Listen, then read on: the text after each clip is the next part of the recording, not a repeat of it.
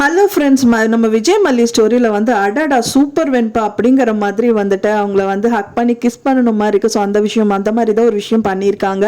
என்னன்னு பார்த்தீங்க அப்படின்னா வந்துட்டு மல்லி ஒரு டயத்தில் விஜய் தான் முக்கியம், அந்த விஜய் இப்படி ஆகிட்டாருன்னு அழுதுகிட்டே இருந்தாங்க. கடைசியில் தைரியமாக ஒரு விஷயம் பண்ணாங்க. அதே மாதிரி தான் நம்ம வெண்பாவும் ஒரு விஷயம் பண்ணியிருக்காங்க.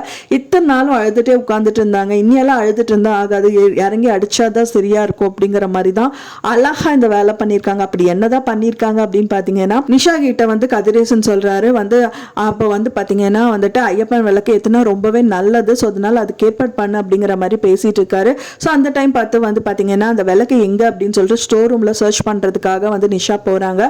போறது மட்டும் இல்லாம வந்து பாத்தீங்கன்னா அங்க ரொம்ப தூசா இருக்கனால ரொம்ப மயக்கமா வருதுன்னு நினைச்சிட்டு ரொம்பவே ஒரு மாதிரி தான் வந்து அவங்க சர்ச் பண்றாங்க. அந்த டைம் பார்த்துட்டு வெண்பா செம்மையா யூஸ் பண்ணிட்டாங்க.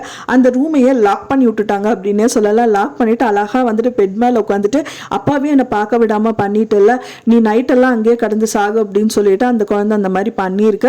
இன்னொரு பக்கத்தில் வந்து பார்த்தீங்கன்னா நம்ம மல்லி வந்து விஜயை பார்க்க போறாங்க. போகிறது மட்டும் கிடையாது, அவங்க வந்து பார்த்தீங்கன்னா அவங்க வந்து ஒரு ஸ்ட்ராங்கான ஒரு விஷயம் விஜய் வந்து சந்தோஷப்படணுங்கிற ஒரு விஷயத்த பண்ணியிருக்காங்க. என்னன்னா விஜய் கிட்ட சொல்லிட்டு இருக்காங்க மல்லி.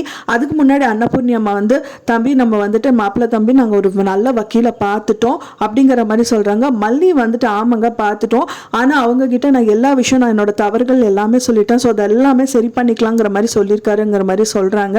ஸோ வெயிட் பண்ணி பார்க்கலாம் ஃப்ரெண்ட்ஸ். அவங்க நம்ம நினச்சோம் கண்டிப்பாக மல்லிக்கு வந்து வக்கீல் கிடைக்கணும், ஸோ அதே மாதிரியே வக்கீல் கிடைச்சிட்டாங்க. ஸோ இவங்களோட நிலைமை வந்து ஸ்மூத்தாகவே நடக்கும் அப்படின்னு எதிர்பார்க்கலாம். நீங்கள் என்ன நினைக்கிறீங்க அப்படின்னு சொல்லிட்டு உங்களோட கருத்துக்களை மறக்காமல் எனக்கு கமெண்ட்ல ஷேர் பண்ணுங்கள்.